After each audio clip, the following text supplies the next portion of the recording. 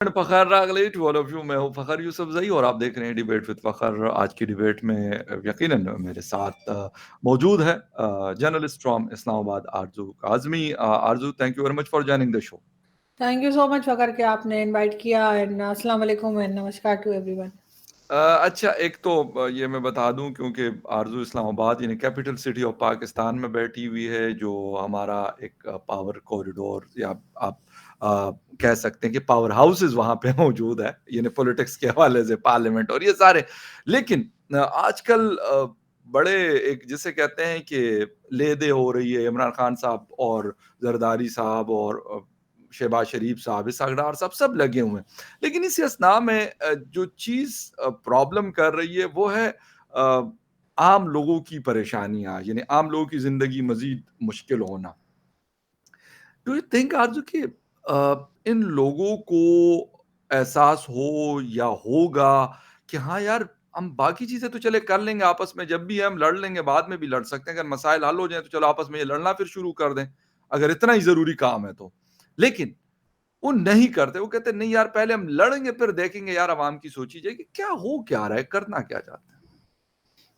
नहीं, कुछ भी नहीं करना चाहते, ये वही करना चाहते हैं जो हमेशा से करते आए हैं कि कहीं न कहीं से कुछ फंड मिल जाए, जो कि अब आईएमएफ की तरफ से भी सुना गया है कि थोड़ा-सा ग्रीन सिग्नल है और नेक्स्ट वीक में शायद वहाँ से कोई टीम भी आएगी यहाँ पर जी। विज़िट करेगी और इनसे बातचीत के लिए और चीज़ें देखने के लिए और ये देखने के लिए कि जो उन्होंने कंडीशंस लगाई हैं, वो इन्होंने एक्सेप्ट कर ली हैं हुँ, और उसको इम्प्लीमेंट किया है या नहीं किया है, तो वो तो इन्होंने काफ़ी हद तक कर लिया है और करते जा रहे हैं, चाहे वो फ्यूल प्राइसेज़ हो, चाहे वो इलेक्ट्रिसिटी बिल हो या दूसरी चीज़ें, चाहे डॉलर रेट हो, तो वो तो आप सब लोग जानते ही हैं। हुँ, तो मेरे ख़्याल से ये कुछ भी नहीं कर रहे हैं, ये सिर्फ़ इंतज़ार कर रहे हैं कि उधर से वो फंड मिल जाए, तो कम से कम कहा ये जा रहा है कि 6 मंथ्स ऐसे होंगे जिसमें ये थोड़ा-सा और मैनेज कर पाएँगे। और आफ्टर 6 मंथ्स एक बार फिर बल्कि उससे पहले ही जो है वो शायद फिर हमें यही प्रॉब्लम्स दोबारा से नज़र आने हुँ, लगेंगी। लेकिन बात सारी ये कि जब आईएमएफ के फंड्स मिल जाएँगे और ये लोगों के ऊपर डिफरेंट टैक्सेस लगा देंगे जी, और ये बात की जाएगी कि जी अब इन्होंने जो है वो इतना बिल देना है, इतना फ्यूल का देना है, हाँ, तो वो पब्लिक कैसे करेगी? जो रोटी अभी ₹25 की मिल रही है, वो 50 की हो जाएगी, तो एक आदमी जो मज़दूरी करता है एग्ज़ैक्टली। वो ₹50 की रोटी कैसे खाएगा दाल के साथ या सब्ज़ी के साथ? और सबसे बड़ी बात ये है कि सैलरीज़ तो वही रहेंगी, चाहे किसी मज़दूर की हो, चाहे किसी ऑफ़िस एम्प्लॉयी की हो, एग्ज़ैक्टली, उसमें तो कोई भी चेंजेज़ नहीं आएँगे, तो उसी सेम सैलरी के होते हुए ये सारे लोगों के एक्सपेंसेस होंगे, उसको वो किस तरह से क कर पाएँगे? ये बात है जो मेरे कम से कम मेरी समझ में तो नहीं आ रही। अच्छा, आरज़ू, एक बात मुझे बड़ी हैरान कर रही है, लेकिन ये मैं शायद एक दफ़ा पहले भी आज कल में ही कर चुका हूँ कि जब डॉलर बहुत ज़्यादा चला गया ऊपर, यानी 265 में इंटरबैंक में, ये 265 पे ओपन मार्केट में इससे महँगा है। तो इसहाक डार साहब कहते हैं कि पाकिस्तान दलदल में खड़ा है और माशी तरक्की अल्लाह के ज़िम्मे है। यार, मतलब हम क्या शो करना चाहते हैं? हम करना क्या चाहते हैं कि हर हम करें खुद और मतलब ज़िम्मे डालें खुदा के कि यार बस वो करे? क्या करना चाहते हैं? मुझे ये बड़ी हैरानगी वाली बात मुझे लगी कि आप जो मर्ज़ी खुद गलत-मलत करते हो, जो करते हो, कुदरत के खाते में डालते जाओ। बिल्कुल, आई डोंट नो आपने चेक किया या पढ़ा या नहीं है, लेकिन ये कि एक बुक थी वेटिंग फॉर अल्लाह और क्रिस्टीना लैम की मेरे ख़्याल है और बिल्कुल और उसमें जिस तरह से बात की गई थी, तो मुझे लग रहा है कि हम उसी सिचुएशन में चले गए कि हर चीज़ जो है वो अल्लाह पे डाल दो। अगर ये इसहाक डार साहब से कोई काम नहीं हो रहा और हर काम अल्लाह हाँ, ने ही करना है, बिल्कुल, तो ये किस बात के मिनिस्टर बन के बैठे हैं, किस बात की एग्ज़ैक्टली। प्रोटोकॉल ले रहे हैं और किस बात के लिए ये भाषण दे रहे हैं। उनको फिर निकल जाना चाहिए, क्योंकि अगर कंट्री को अल्लाह ने ही चलाना है, इसका मतलब है कि आपने अपने मुल्क को ऑटो पायलट पे छोड़ रखा है हुँ, और हुँ, यहाँ कोई देखने वाला नहीं है। इमरान खान साहब भी कुछ करने को तैयार नहीं है, बाकी पार्टीज़ भी यही कर रही है, एस्टेब्लिशमेंट एजेंसीज़ भी कुछ करने को तैयार नहीं है और अब फाइनली फाइनेंस मिनिस्टर के से इस किस्म का स्टेटमेंट आना जो है वो हुँ। मेरा ख्याल है वो आखिरी चीज़ रह गई थी, जो उन्होंने ये भी कंप्लीट कर दी। बहुत बिल्कुल ये एग्ज़ैक्टली आपकी बात बिल्कुल सही है कि आखिर ये क्योंकि हमारा एंड फिर हम इसी पे कर रहे होते हैं। हालाँकि कुदरत आप सबका हर किसी का अपना-अपना बिलीव होता है कि हाँ यार कुदरत ये करती है, वो अंग्रेज़ हो, किसी और रिलिजन के लोग हो, मुस्लिम्स हो या कोई भी हो, किसी न किसी सूरत वो इन चीज़ों को मानते हैं। लेकिन उसके साथ तो ये भी कहा गया कि भई आप अगर कोशिश करोगे तो मैं आपको दूँगा। ये हुँ। नहीं कहा गया कि जी आप कोशिश नहीं करोगे मैं यूँ करके बैठ जाऊँगा, मैं कहूँगा जी बस मुझे जो है ना रोटी उठ के मेरे मुँह में आ जाएगी, ऐसा नहीं होगा। आपके सामने टेबल पे पड़ी होगी, हाथ बढ़ाएँगे, नवाला तोड़ेंगे और मुँह में डालेंगे। ये पूरा एक प्रोसेस है और ये इसका शायद इसके पीछे भी एक बहुत बड़ी लॉजिक होगी तब ये सारा कुछ बनाया गया वरना हम तो फिर पड़े रहते। वैसे ही हम माशाल्लाह लेज़ीनेस में हम फेमस है। पाकिस्तानी तो दुनिया में माने जाते हैं कि यार करते हैं हम इस तरीके। खैर एनीवे मैं एक बात मतलब हमारी इकोनॉमी की हो रही है लेकिन क्योंकि मैं एक स्टोरी पढ़ रहा था आजकल बड़ी धूम है इसकी काफी स्टोरी गर्म है। अडानी साहब बड़े अरबों खरबों आदमी हैं और शायद टॉप 10 में उनका या टॉप 5 में उनका नाम है अमीर लोगों में richest person in the world. उनके हवाले से कोई खबर आई है कि शायद कुछ हुआ है 20 अरब डॉलर कह रहे हैं कि आरज़ू उनकी जो दौलत है यानी जो उसके पास पैसा है उसमें से कम हुए हैं। यकीन करें मैं हैरान हो गया मैं कि यार 20 अरब डॉलर के हम तो 1 अरब डॉलर के लिए लगे हुए हैं और एक बिज़नेसमैन के अकाउंट से यानी 20 अरब डॉलर कम हुए और वो कह रहे हैं यार हुए होंगे बस ठीक है यार चल रहा है जो भी वो करने हैं वो एक अलग बड़ी बहस है। लेकिन यानी एक सिंगल अडानी है, फिर मुकेश अंबानी साहब हैं और भी पता नहीं टाटा ग्रुप है और पता नहीं और होंगे शायद उनको हमें ना पता हो, ये तो 3-4 ऐसे हैं जो हम पाकिस्तानियों को पता है कहाँ हैं। तो यार वहाँ पे एक आदमी के पास इतना पैसा है, इतना बड़ा उसने एम्पायर खड़ा किया। क्या अडानी साहब अपना पैसा लेके अमेरिका, यूरोप या कहीं और नहीं लगा सकते थे? उन्होंने कहा नहीं यार, हिंदुस्तान में लगाओ, हिंदुस्तान से कमाओ। बहुत से लोग जो हमारे इंडियन दोस्त हैं वो ये भी बताते हैं कि जो करप्शन होती है, ऐसा नहीं कि इंडिया में करप्शन नहीं होती, बहुत बिल्कुल बड़े होगी, स्केल पर होती है। बिल्कुल होगी, बिल्कुल होगी। लेकिन वो करप्शन के पैसे वो लोग हिंदुस्तान में ही लगाते हैं। हुँ। हमारे यहाँ की तरह ये नहीं होता कि वो स्विस बैंक में चले गए और वो यूके में हुँ, चले गए और यहाँ चले गए, ये बहुत बड़ा फ़र्क है। अगर आप किसी भी इंडियन से कहीं मिलें, किसी भी दूसरी या कंट्री में और आप उनसे पूछें कि आप कहाँ से हैं, तो वो पहले बताते हैं कि मैं इंडिया से हूँ। उसके बाद वो बताएँगे कि इंडिया में वो कहाँ से हैं, अगर आप पूछेंगे। अगर नहीं जी, पूछेंगे तो वो नहीं बताएँगे। मैं बहुत से इंडियन से मिली हूँ, दुबई वगैरह यहाँ-वहाँ, अगर उनसे बात की जाए हमारे यहाँ अगर पाकिस्तानी से किसी से पूछे आप कहाँ से हो? जी लाहौर से, जी कराची। तो हम पाकिस्तान बोलते ही नहीं है, हम लाहौर, कराची, इस्लामाबाद और सिटीज़ के नाम जो है वो बताते हैं। तो ये बहुत बड़ा फ़र्क है हुँ, और ज़ाहिर है कि आज उनकी कंट्री में इंडिया की के पास जो है इसी किस्म के लोग हैं जो बिज़नेस कम्युनिटी हो, चाहे कोई हो, चाहे पॉलिटिशियंस हों, जिन्होंने चाहे फ़ौजी हों इवन, हुँ। कि जिन्होंने आज इंडिया को उस जगह पहुँचाया है कि जहाँ पे वो 5th नंबर पर आ गए हैं इकोनॉमी वाइज़।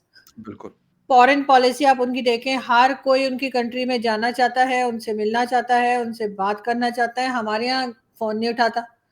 अगर हमारे प्राइम मिनिस्टर कॉल भी करते हैं, चाहे इमरान खान हो, चाहे शहबाज़ शरीफ हो, उनकी कितनी ही वीडियो शहबाज़ शरीफ साहब की हैं कि देखें जी मैं तो आपसे माँगने नहीं आया था लेकिन मैं क्या करूँ, मेरी मजबूरी हुँ, है और इस किस्म की वीडियोज़ शहबाज़ शरीफ साहब की हैं। तो इससे फ़र्क तो पड़ता है जब आपके पॉलिटिशियंस ये सोचें कि उन्होंने सिर्फ़ अपनी जेब भरनी है और यहाँ से भाग जाना है और दूसरी तरफ का पॉलिटिशियन ये सोचे कि ठीक है मैंने अपनी जेब तो भरनी है, हुँ। लेकिन मैंने साथ-साथ अपनी कंट्री को भी आगे लेके जाना है।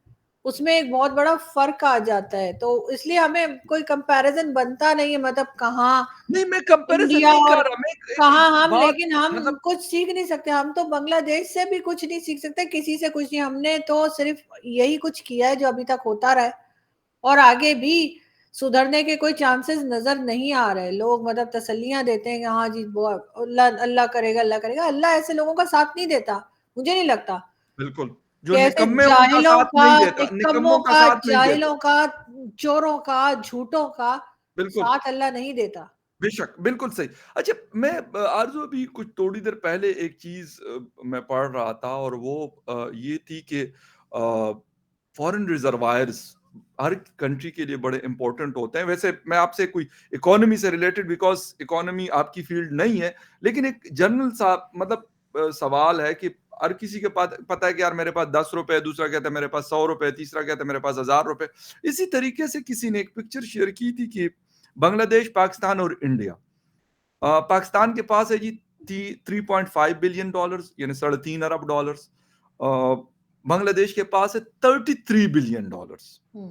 और इंडिया के पास आई थिंक सो 596 या 580 के आसपास, यानी $596 अरब। शायद चौथे या पांचवें नंबर पे उनके पास ये पैसे पड़े हो। मैं हैरान हो गया कि यार बांग्लादेश को पता नहीं हम उनके साथ क्या करते रहे। फाइनली उन्होंने कहा यार हमारी जान छोड़ो, अलग हो गए उनसे। मेरा ख्याल उनका डिसीजन सही भी था। उसके बाद भी हम मतलब टस से मस नहीं हुए। डैम केयर अबाउट इट यार, ठीक है क्या हो गया, हमसे आगे निकल गया और हम मजीद रिवर्स हो गए। कौन सोचेगा। मतलब पॉलिटिकल लीडर्स आते अपनी कहानियां करते, जुडिशरी के लोग रिटायर्ड हो जाते हैं, फिर लंदन में अपनी जिंदगियों का नई जिंदगी का आगाज कर देते हैं। हमारे एस्टेब्लिशमेंट के जो बड़े लोग होते हैं, कौन है मतलब कि कहेगा कि हाँ यार ठीक है हमें भी करना है, यहीं से कमाए तो यहीं पे कुछ लगा लेते हैं। सॉरी। मुझे नहीं लगता कि कोई भी करेगा, क्योंकि सब आपस में मिले हुए हैं। चाहे ये पॉलिटिकल पार्टीज वाले हो, इनकी भी आपस में दोस्तियां भी हैं, रिश्तेदारियां भी हैं, एक दूसरे की शादियां वादियां बेशक। भी हुई हुई हैं। और एक भाई जो है वो असद उमर, वो पीटीआई में होते हैं, तो दूसरे भाई असद उमर के वो पीएमएलएन में होते हैं। तो इस किस्म से तो यहाँ पे काम चल रहा है। जी और चाहे एस्टेब्लिशमेंट हो, उसका भी यही हाल है, एजेंसीज हो चाहे आर्मी हो, उनके भी आपस में इसी तरह से बिल्कुल। आपस में दोस्तियां, यारियां और रिश्तेदारियां हैं। तो और फिर ये कि कोई रोकने वाला है नहीं, पब्लिक क्या कर लेगी। पब्लिक थोड़ा सा आपने देखा होगा, वो गबूल साहब जो हैं पीपल्स पार्टी के, नबील नबील कबूल साहब। नबील गबूल साहब की वीडियो बड़ी वायरल हो रही है कि उनको लोगों ने मारा पकड़ के जब वो गए अपने इलाके में। बिल्कुल। मगर ऐसे वो निकल गए, गाड़ी थी उनके पास तो भाग गए वो। मगर ऐसे कितना कितने लोगों को पब्लिक मार सकेगी। इमरान खान बार बार कहते हैं कि जी मैं बाहर निकलूंगा, मेरी टांग से होगी तो मैं बाहर निकलूंगा। तो खान साहब को तो पता है कि वो बाहर निकलेंगे तो क्या होगा, क्योंकि दूध शहद की नहरें तो उनके टाइम में भी नहीं बह रही थी। बिल्कुल सही कह रहे और नवाज शरीफ साहब बाहर से वापस नहीं आ रहे, क्यों वापस नहीं आ रहे, किसके डर से बाहर बैठे हैं, उनको पता है। इतना हैं। कुछ लंबा चौड़ा काम तो उन्होंने भी नहीं किया और था। ये नवाज साहिब आ गई हैं। वो आई हैं और आते के साथ ही उन्होंने एक छोटी सी अपनी तकरीर की है। बड़े लोग उन्होंने ज़ाहिर जमा किए थे, और कैसे हाँ। जमा करते हैं वो भी हमें पता है। और उसके बाद उन्होंने कौन सा मतलब वो क्या करके आई थी, कोई मतलब जंग जीत कर आ रही है, कोई जहाद करके आ रही है, कोई हज करके आ रही है, नहीं, मैं कहता कोई हूँ कोई बहुत बड़ा पाकिस्तान का मसला हल करके आ रही है, कोई पैसे लेकर आ रही है, मतलब क्या करके आ रही है। जो वो ऐसे आके स्टेटमेंट दे रही थी कि जी वो इमरान खान को देख लूंगी और फलाने को कर लूंगी। अरे भाई, तुम अपने अब्बा जी को तो बुला नहीं पा रही हो, उनके लिए कह रही थी मैं खुशखबरी दे रही हूँ कि वो आने वाले हैं। वो पता नहीं कब आने वाले, वो कौन कब आएंगे। वो उनको ये तीसरी या चौथी बार ये खुशखबरी दी है उन्होंने, मेरे ख्याल है। और उसके बाद फिर वो चली गई कि मेरा गला खराब है। अब हाँ, कहता है मैंने थ्रोट का ऑपरेशन किया, सर्जरी हाँ हुई। जी, वो कहती थी मेरा मेरा गला खराब है। अच्छा। तो वो चली गई। मगर ये कि इस किस्म के तो लीडर हैं आपके, इस किस्म की तो अगली जनरेशन जो तैयार की है पॉलिटिशियंस ने, वो ये है। तो इनसे आप क्या उम्मीद करते हैं कि क्या होगा। मुझे तो नहीं लगता कि कोई खास उम्मीद होगी। अगर अगर कुछ हो पाता, इमरान खान अगर बहुत अपने आप को बता रहे थे कि बहुत बड़ी तोप है, तो उनको चाहिए था कि वासिम सलीम बाजवा को क्लीन चिट देने के बजाय वो सारी फ्रेंचाइज और वो पैसा वो वापस निकलवाते।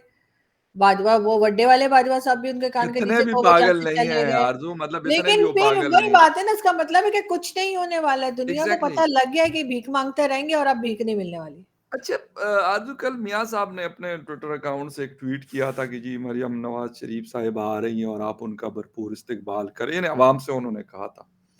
तो मैंने मियाँ साहब के, मुझे नहीं पता मैसेज पढ़ा हो या ना पढ़ा हो, पढ़ते हो या कोई उनका और चलाते होंगे, जो भी है but ever the thing is, लेकिन मैंने लिखा, मैं कहा मियाँ साहब उनको तो वो तो आई चले 2-3 महीने के बाद वापसी कर ली, लेकिन आप कब आएंगे और आप आ क्यों नहीं रहे। अगर मुल्क आप कह रहे कि जी बेड़ा गर्क है, ये हुआ है, वो हुआ है, फला हुआ, तो फिर आप अपने आप को या तो लीडर ना कहें, आप कहें भाई ठीक है मैं एक ब्यूरोक्रेट हूं, मैंने सर्विस कर ली, 35 साल 40 साल नौकरी कर ली और उसके बाद मैं नहीं रहना चाहता, निकल गए। तो ये मतलब कब काम आएँगे? अच्छा, बिलावल साहब हैं, 2 दिन का दौरा करके आएँगे, पता नहीं इस्लामाबाद तो ख़ैर कम ही मुझे लगता है आते हैं, पता नहीं जहाज़ उनके पास होता है, पाकिस्तान एयर फ़ोर्स का बड़ा लग्ज़रियस किस्म का जहाज़ है उनके पास। उधर से वो कहीं और जी, फिर पता चलता है तस्वीर आती है कि जी फलाँ जगह पे बिलावल ज़रदारी साहब पहुँच गए। मतलब एक तरफ हमारे पास पैसे नहीं है, दूसरी तरफ ये जी दौरे कर रहे हैं, मुझे नहीं पता कि उसका कोई इम्पैक्ट अभी तो नज़र नहीं आ रहा, पता नहीं लॉन्ग टर्म पे नज़र आए तो आई डोंट नो। तो ये क्या किस किस्म की ये लीडरशिप है? ये तो शायद पॉलिटिकल वर्करों वाला रोल भी नहीं है जो ये लोग प्ले कर रहे हैं। नहीं, इनको मुझे नहीं पता कि फॉरेन पॉलिसी, अच्छी फॉरेन पॉलिसी का क्या मतलब होता है या हुँ, अच्छी फॉरेन पॉलिसी किसको कहते हैं। एग्ज़ैक्टली। मेरे ख्याल से तो अच्छी फॉरेन पॉलिसी वो होती है कि जहाँ पे आपको दूसरी कंट्रीज वाले जो है वेलकम कर रहे हों या और वो आपके कंट्री में आए, आप उनकी कंट्री में बिल्कुल। जाएं, वो आपके यहाँ प्रोजेक्ट लगाएं, आप उनके यहाँ कोई ऐसी चीज दें कि जिससे उन्हें कोई फायदा हो, कोई ट्रेड हो रही हो, आईटी एक्सपर्ट्स हों, कोई हुँ, हमारे यहाँ से इस किस्म के लोग जाएं। लेकिन पाकिस्तान में अच्छी फॉरेन पॉलिसी सिर्फ वो है जिसमें हमारे यहाँ से जो है कोई पैसे मांग के ले आए और कामयाब हो एग्ज़ैक्टली। जाए कुछ पैसा घसीटने में। लेकिन अब उनसे वो भी नहीं हो रही है, उसके लिए भी आर्मी चीफ को जाना पड़ता है।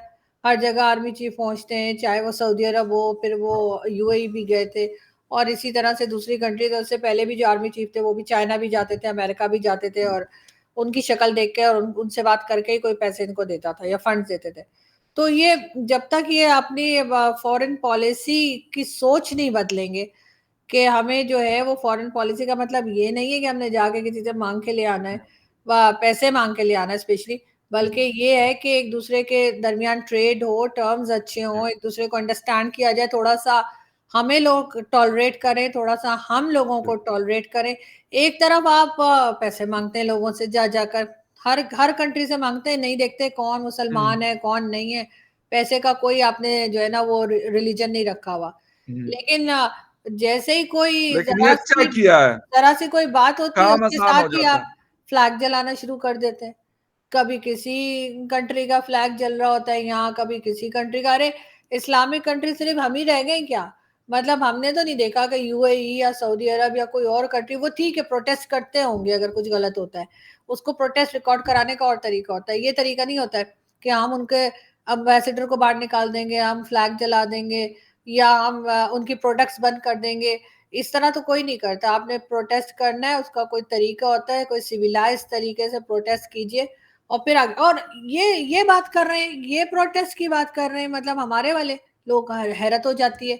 आज ही का आपको पता होगा, मैंने आपको और अपने 1-2 और दोस्तों को बताया है कि पिंडी में जो हिंदू कम्युनिटी बिल्कुल। के लोग रहते हैं, उनके घरों को तोड़ दिया गया है। और उन्होंने मुझे वीडियो भी भेजी है, उन्होंने मुझे ऑडियो मैसेज भी भेजा है, और मैं कल में या परसों में कोशिश कर रही हूँ कि जाकर और वहाँ देख सकूँ कि क्या है, और जो भी उनकी मदद हो सकती है, मैंने कई लोगों से उनकी मदद के लिए भी कहा है। अपना हाल तो हमारा ये है, और अपने रिलीजन के टाइम पे हमें ऐसा लगता है जैसे पता नहीं क्या कौन सी नौटंकियाँ शुरू करते हैं। हुँ, लेकिन ये कि पाकिस्तान को ना अब थोड़ा-सा इकोनॉमी को लेके बढ़ना पड़ेगा। इकोनॉमी और एजुकेशन 2 चीज़ें। हुँ, हमें थोड़ा-सा रिलीजन से बाहर निकलना पड़ेगा कि हर चीज़ में रिलीजन है, अल्लाह देखेगा। अल्लाह कहेगा मैं ही रह गया हूँ मतलब इनको देखने के लिए। तो और लोगों को भी देखना है ना अल्लाह ने, या हमें ही देखना है। तो इनको थोड़ा-सा एजुकेशन सिस्टम और दूसरा इकोनॉमी पे बहुत ज़्यादा हुँ, फ़ोकस करना पड़ेगा। जो पैसा अभी आ रहा है उसको एहतियात से इस्तेमाल करें, उसको अपने कॉर्नर के प्लॉट और लंदन के फ्लैटों में ना लगाएँ। हुँ, खुदा के लिए अब तो जो पैसा आ रहा है उसको मुल्क में लगाएँ और यहाँ की हालत सुधारें, वरना वहाँ तो आप जानते हैं कि नवाज़ शरीफ साहब और उनके बेटे के ऊपर भी हूटिंग हो रही थी और लोग क्या कुछ उनको ट्रोल करते हैं, हाँ, बिल्कुल। जब ये लोग सड़क पे चलते हैं। तो यही हाल इन सबका होगा, चाहे ये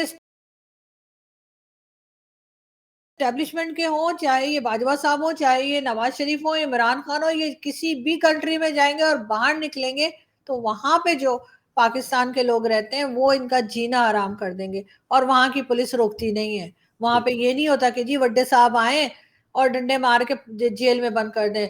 वो इनके घर के बाहर भी नारे पड़ेंगे और इनको सड़क पे चलना भी मुश्किल हो जाएगा, इनका उठना-बैठना अज़ाब हो जाएगा, वहाँ पे इनकी गाड़ियाँ नहीं खड़ी, ना ही नौकर-चाकर हैं। तो मैं हर एक को कह रही हूँ, चाहे ये एस्टेब्लिशमेंट और फौज के लोग हों, चाहे ये इमरान खान और नवाज शरीफ और जरदारी साहब हों, ये सब अपना हशर देख लें और संभल जाएँ, अभी भी टाइम है, संभल जाएँ। बिल्कुल, एक लास्ट सवाल कि एक तो ये है कि जिस तरीके से आईएमएफ ने कहा है कि 600 अरब रुपए के और टैक्सेस लगाने हैं, वो यकीनन ना तो उसका असर मियां नवाज शरीफ पे पड़ना है, ना आसिफ अली जरदारी पे पड़ना है, ना और किसी बड़े पे पड़ना है। 2% पे नहीं पड़ना, 98 या 97% जो आम लोग हैं उन पे पड़ेगा। इसके साथ साथ पेट्रोल का कह रहे हैं कि शायद 300 प्लस में पर लीटर हो जाएगा 1 जनवरी से, और बल्कि पक्की तैयारी है। यानी जो थोड़ा बहुत सांस ले रहे थे लोग, वो भी उनसे छीना जा रहा है। और बात ये की जा रही कि इमरान खान साहब जरदारी को गाली, जरदारी साहब इमरान खान को गाली, शहबाज शरीफ साहब खड़े होते हैं तो इमरान खान से बिस्मिल्लाह करते हैं, इसहाक डार साहब इमरान खान से करते हैं, इमरान खान साहब जरदारी, मौलाना फजल रहमान और इनसे करते हैं। यानी इसका मतलब ये कि ये नूरा कुश्ती जिसको उर्दू में या पंजाबी में कहते हैं, वो चल रही है इस वक्त हमारे मुल्क में। देखिए, बड़ी पुरानी कहावत है, लेकिन कहते हैं ना कि जैसी कौम होती है वैसे ही हुक्मरान मुसल्लत कर दिए जाते हैं। ये पाकिस्तान पे बिल्कुल फिट बैठता है।